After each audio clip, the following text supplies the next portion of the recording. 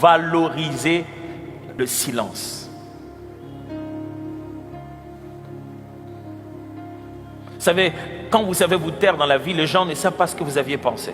Du coup, vous pouvez changer votre avis sur quelqu'un et voir votre avis progresser. Mais à peine que vous êtes rencontrés, il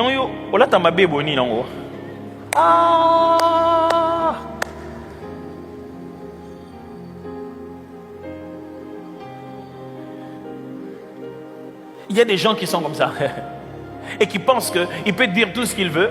Pour corriger tout ça, il n'a qu'à demander pardon. Il y en a même qui sont passés à l'étape supérieure, l'étape qui est, même dans la Bible, je ne vois pas ça, c'est peut-être du côté de la table des matières, où il veut te dire un truc, il demande déjà pardon. Mais yo, vraiment. Oh, je ne connais pas cette théologie. C'est-à-dire que tu te dis, Seigneur, je vais pécher, est-ce que tu peux déjà mettre le pardon, je vais en avoir besoin. Frère, vous êtes un bon chrétien avec votre bouche. C'est dans ce qu'il dit qu'on reconnaît un bon chrétien, un homme et une femme mature. Aujourd'hui, avec les réseaux sociaux, on n'a plus besoin de sa bouche. Hein? On a juste besoin d'un texte. Et qu'est-ce que l'on ne voit pas? Tu regardes et dis, ouh, ça c'est un chrétien. Tes posts nous disent que tu n'es pas mature. Ce que tu te mets à dire à des inconnus sur Internet, ça montre que tu n'es pas mature. Il y a encore tout ça au nom de Jésus. Franchement. Deuxième domaine que vous devez maîtriser pour être mature, accepter dans votre vie, c'est l'humilité. La maturité passe essentiellement par l'humilité. Permettez-moi de vous suggérer une définition de l'humilité dans ce contexte. L'humilité, c'est quoi? L'humilité est faite d'un cœur repentant, d'une vision valorisante des autres et d'une bonne connaissance de ses limites personnelles. Qui dit humilité doit passer par ces trois choses. L'humilité est faite d'un cœur repentant.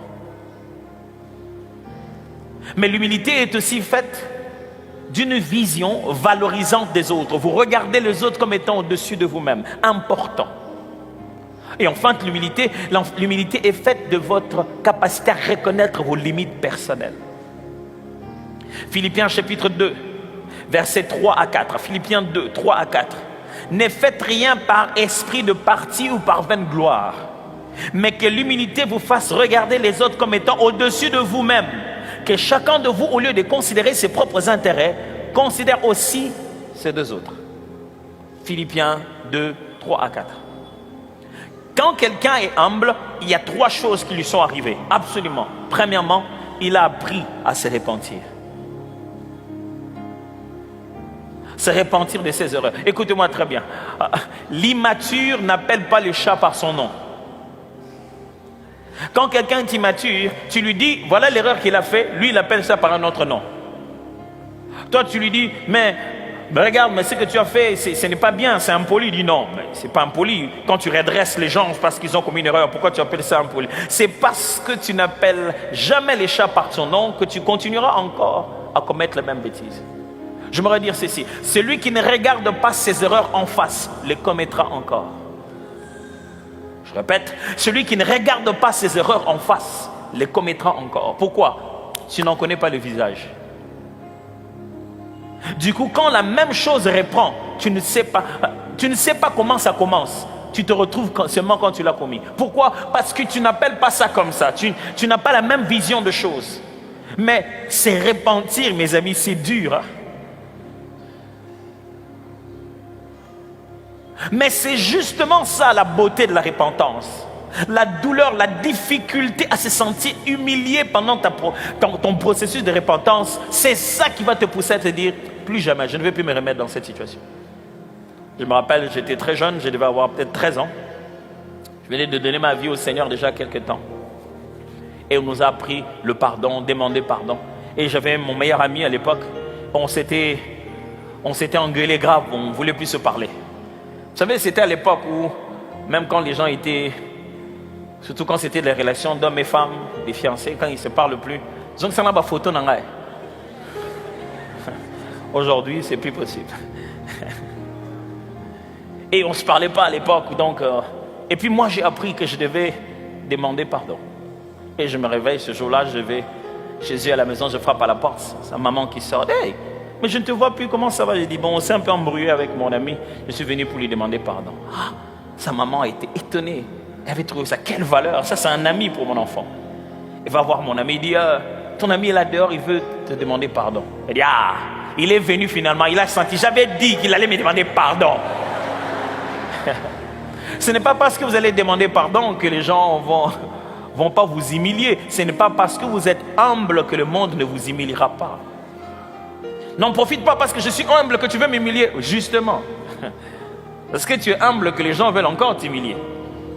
Mais tu dois aller jusqu'au bout, jusqu'à la croix. J'étais là, j'ai attendu. Il ne sortait pas. Il m'a fait poireauter devant. Une fois, 2 fois, 3 fois. Je suis entré dans les prolongations. Je commençais à dire au Seigneur, Seigneur, normalement depuis 3, j'étais déjà parti. Là vraiment, ça montre que je suis converti. Et je ne sais pas comment j'ai résisté, je suis resté jusqu'à ce qu'il est sorti. Il dit, qu'est-ce que tu veux? Je dis, non, je voulais quand même te voir, je voulais te demander pardon. Ah, maintenant tu as compris. Ouh, ça fait bizarre. Rien que parce que je ne veux plus jamais voir ça, je ne vais donc pas faire le mal qui va m'amener à ça. C'est pour cette raison que Dieu obtient des meilleurs résultats par le pardon et la repentance que par le déluge et le feu qui brûle les gens. C'est pourquoi il a donné plus de temps de la grâce. Parce que la grâce, quand tu passes par la repentance et que tu regardes en face tes péchés et tu as l'opportunité de reprendre la vie, tu ne vas plus jamais commettre ces mêmes bêtises. Celui qui ne sait pas demander pardon n'est pas mature. Celui qui ne sait pas demander pardon n'est pas mature. C'est pas ça qu'il faut mettre sur ton statut quand tu as des problèmes avec ton fiancé. Hein?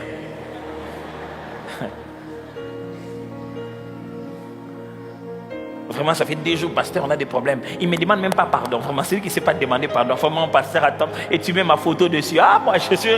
Rien à voir. Hein? Je n'entre pas dans cette affaire. Mais il est vrai que c'est en apprenant de demander pardon qu'on devient mûr. Qu'on se dit, plus jamais je ne ferai ça.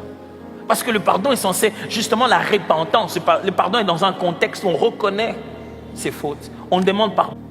1 Pierre chapitre 2, verset 5 dit, de même, vous qui êtes jeunes, soyez soumis aux anciens. Et tous, dans vos rapports mutuels, revêtez-vous d'humilité, car Dieu résiste aux orgueilleux, mais il fait grâce aux humbles. Il parle aussi aux jeunes. Et il est en train de dire aux jeunes qu'ils soient soumis aux anciens. Et il est précise que Dieu résiste aux orgueilleux et fait grâce aux humbles. L'humilité, c'est donc à la fois cette façon d'avoir un cœur repentant, mais aussi une vision valorisante des autres. Un homme mature et humble, et l'humilité demande à ce que tu fasses des compliments à quelqu'un d'autre. Demande à ce que tu voies dans l'autre le meilleur dans le domaine. Demande à ce que quand on cite les noms de quelqu'un, tu jettes des fleurs. Ah, on parle de qui? Ah, lui, ah, mais ce gars-là, il est bon. Hein? Et on parle de qui? Oui, ah. On a mon langue, on a soula. Quand il n'est pas enivré, il ne fait rien de bon. L'immature a besoin qu'on ne fasse de compliments qu'à lui. Quand il est dans un endroit, on parle de quelqu'un d'autre en bien, il a l'impression que l'attention est ailleurs. Il veut retourner l'attention chez lui en faisant quoi? En descendant l'autre pour qu'on voie que lui, il sait descendre les autres.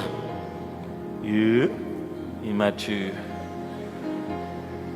Vous parlez de qui? Mais bon, vraiment, vous parlez des gens dans ces pays, mais moi je ne sais pas, mais moi je trouve que ça, vraiment, c'est quoi? Qu'est-ce qu'il a fait là? Il n'a rien fait de bon.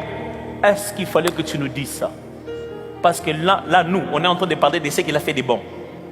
Pourquoi tu as changé de conversation? Parce que l'humilité, c'est regarder les autres comme étant meilleurs que nous-mêmes. C'est dire, waouh, celui-là, il le fait très bien. Mais c'est aussi reconnaître ses propres limites. Un homme humble et mature en ce qu'il sait que ça, je ne pourrais pas le faire. Mes amis, notre pays est détruit, notre société est détruite parce que les gens cachent leurs limites, ils cachent leurs incompétences, ils couvrent ça.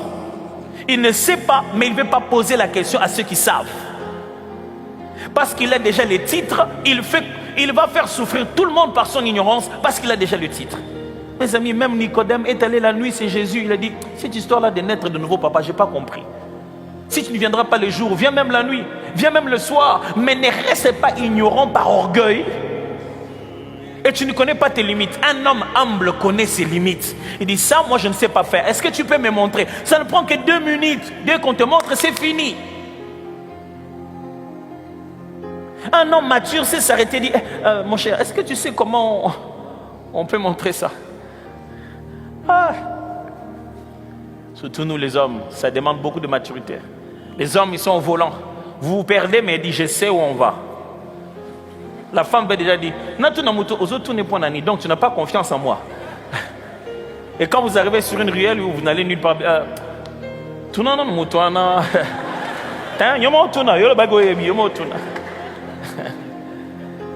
très vite vous connaissez vos limites. Très vite vous savez à quoi vous servez sur la terre.